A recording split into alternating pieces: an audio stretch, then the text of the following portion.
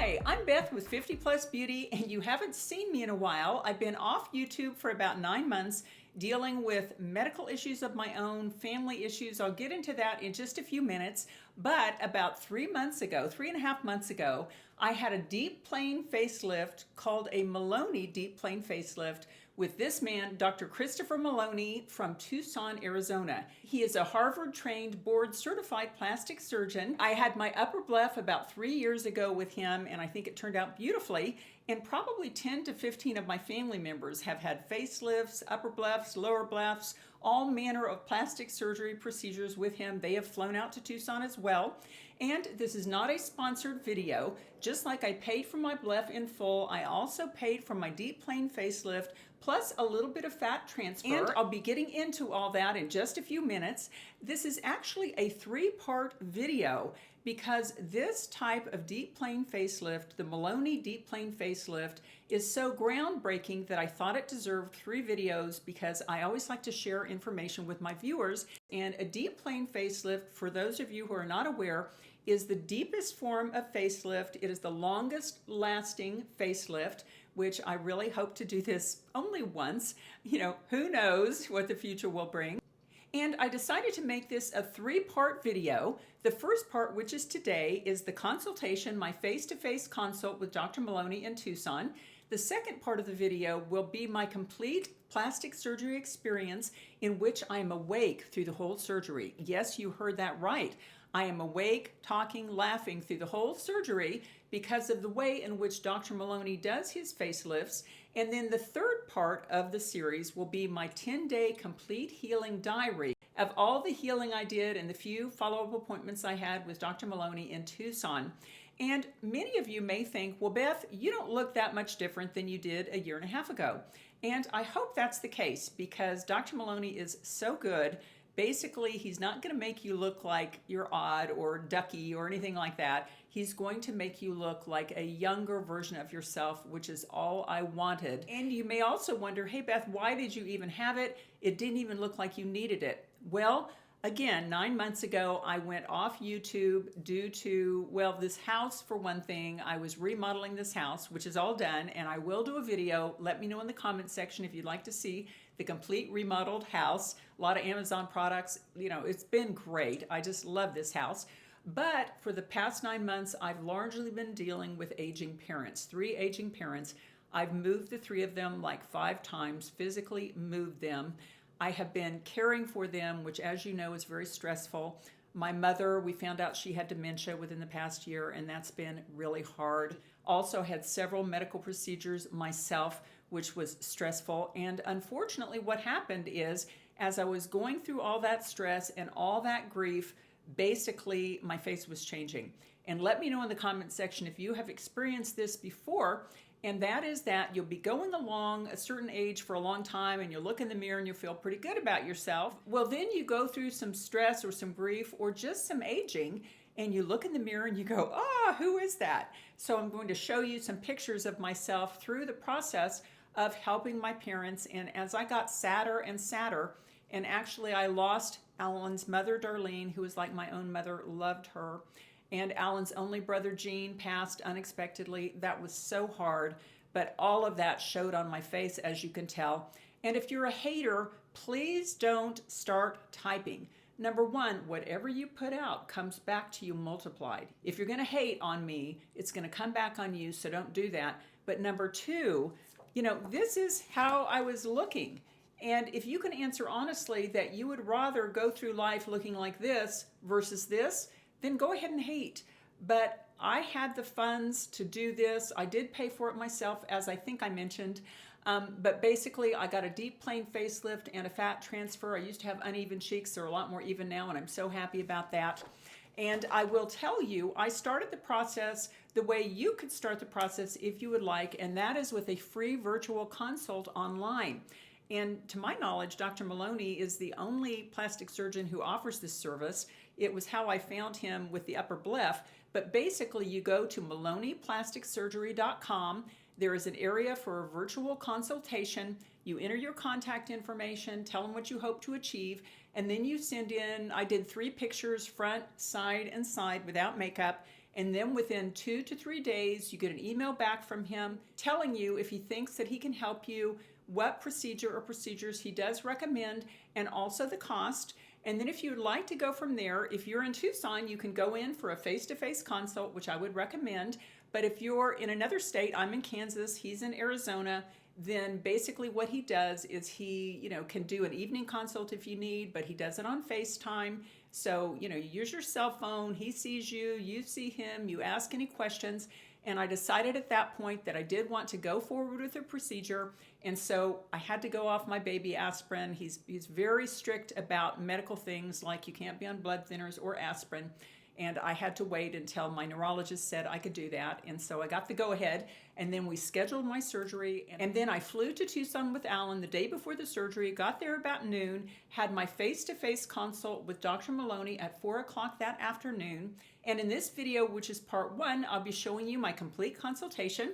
And I want to tell you why it is called the Maloney Deep Plane Facelift. And that is because Dr. Maloney uses a very groundbreaking way in which he does the deep plane facelifts. With most other surgeons across the nation, they will not do a deep plane facelift unless they put you under heavy sedation. Sometimes where a breathing machine is giving you oxygen throughout the thing. It can be a very long surgery. The heavy sedation, I did not want that, especially with my mother's history of having dementia. I really opted to use the Maloney Deep Plane Facelift because his facelift is done completely under a local, kind of like the way a dentist does it. Basically, you get up in the morning the day of the surgery, you take a cup of Valium, which feels really good because I don't normally take Valium. It was wonderful. Alan and I went down to the little breakfast area of the hotel. We had a little bit of breakfast, a couple sips of coffee. You can eat or drink anything you want, but they don't want you to overdrink so that you don't have to get up in the middle of the surgery to go pee. So I just had a very light breakfast, and then I went into Dr. Maloney's surgical center. It's in a very nice part of Tucson in a medical park there. I went in, and then basically you go in for the surgery. He gives you nitrous oxide to breathe, which is laughing gas, and it feels really good. It's really fun. But you have that just so that he can give you the little numbing shots in the various quadrants of your face as he's working on them. And you are awake through the entire surgery. But you don't have to be. If you want heavy sedation, he will definitely do that. Costs a little more. And to me, the risks are heavier. And it was really a fun process, quite honestly. So anyway, okay, you'll be seeing that process in the next video, and then the healing diary will be in the third video. But in this video, I will be showing you my complete consultation the day before the surgery. Let's start in the very beginning. I know we've kind of talked on the phone before you came out. We know you're healthy, you're not an aspirin, you don't smoke, you exercise. We covered all the main medical things that are important to make sure that you're a great candidate.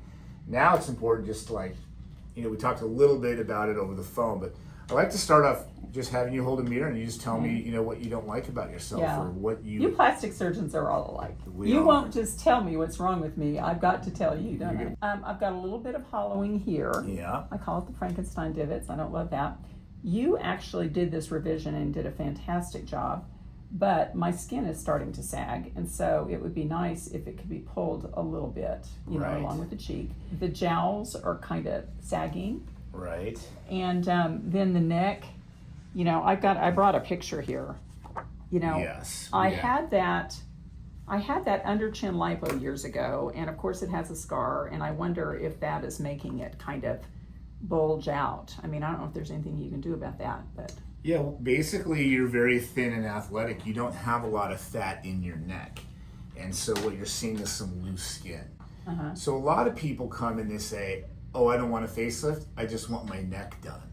And we have to educate them that a neck lift is a facelift is a neck lift. They're kind of all inclusive. So one comes with the other. Uh-huh. And so we will address that and tighten that skin and really sharpen up the jawline. That will allow us to move that soft tissue and move it in a more youthful look, and also in a more in a way that will last longer. And so it does last longer. Yes. Deep plane does. Over half the time when I'm doing deep plane faces, I'm adding fat, but your cheeks have great volume, and you don't have very significant tear troughs, so you're going to get a lot of repositioning of the cheeks just from what we do.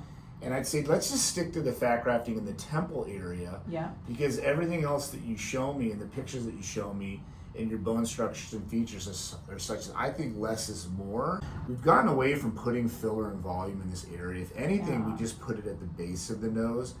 But when you eliminate the creases in here, you don't look human anymore.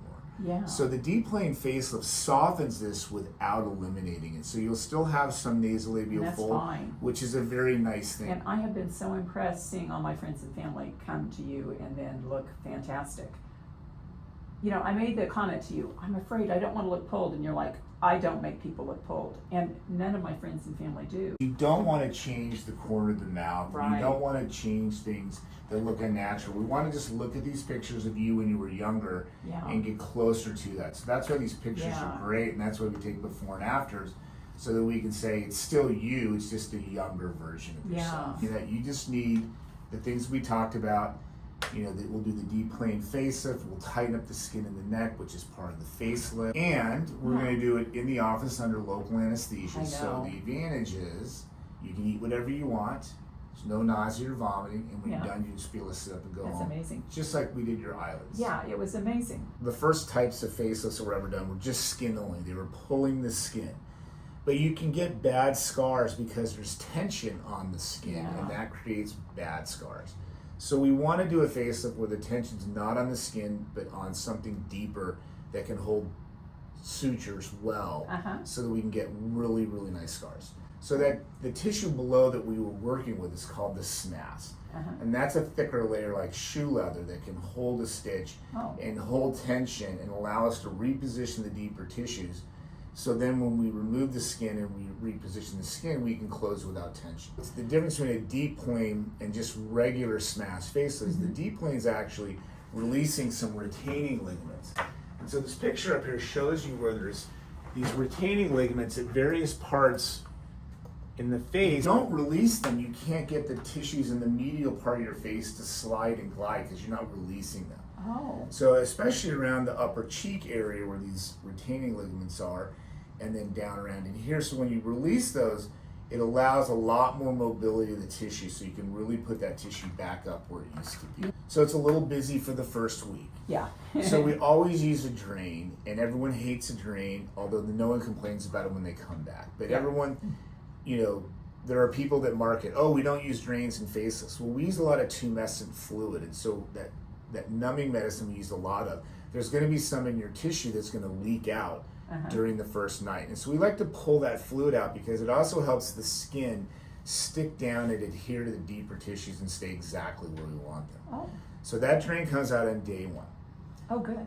We also put these sutures in. They're quilting stitches or variations of what's traditionally described as a quilting stitch.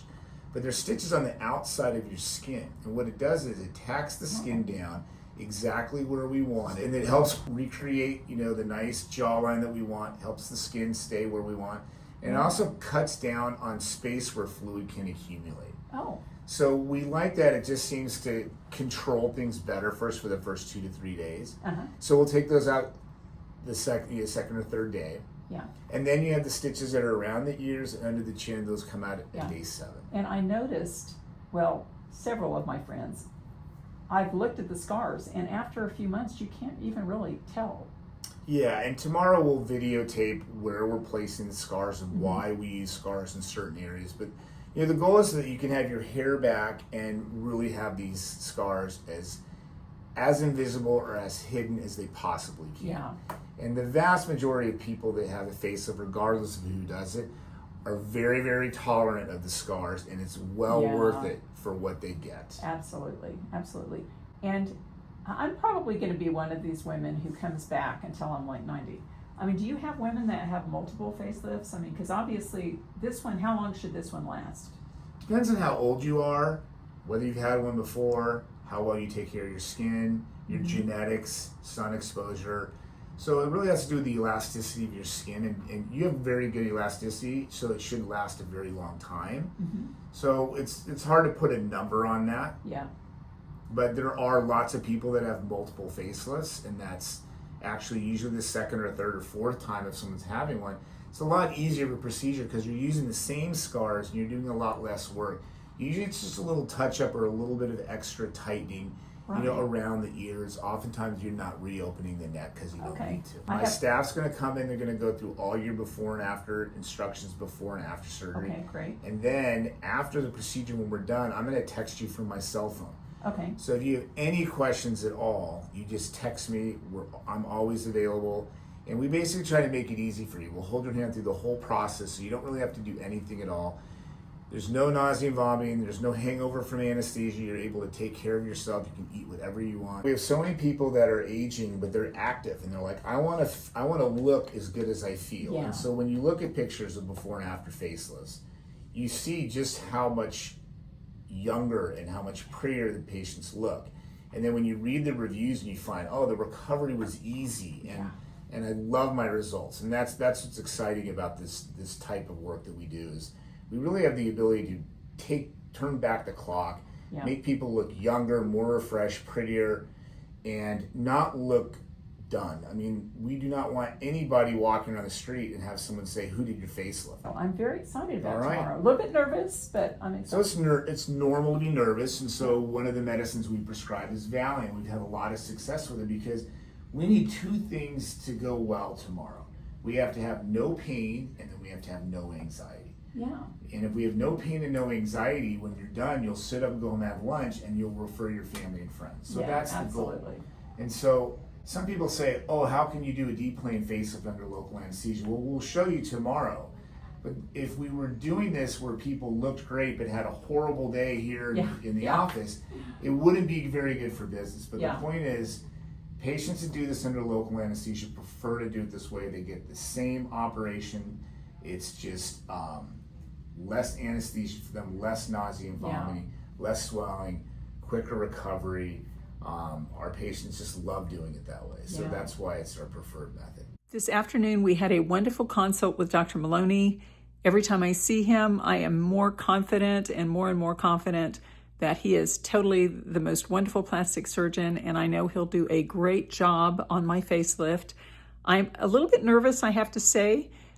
I looked forward to this really off and on for the last 2 years, definitely for the last few months, pretty intensely, and I can't believe I'm here. Well, that was a look at my consultation with Dr. Maloney, and in a few days I'll be posting my complete surgery experience with Dr. Maloney and the deep plane facelift, and then a few days after that, about a week from now, you'll be seeing part 3, hopefully, which is my video about my 10-day healing diary. And that has ups and downs and all arounds. I look pretty terrible most every day, but it did work out very well. And in fact, I am super pleased with how my Maloney deep plane facelift worked out. Well, that was my deep plane facelift consult with Dr. Maloney. And to view my blepharoplasty experience, click there.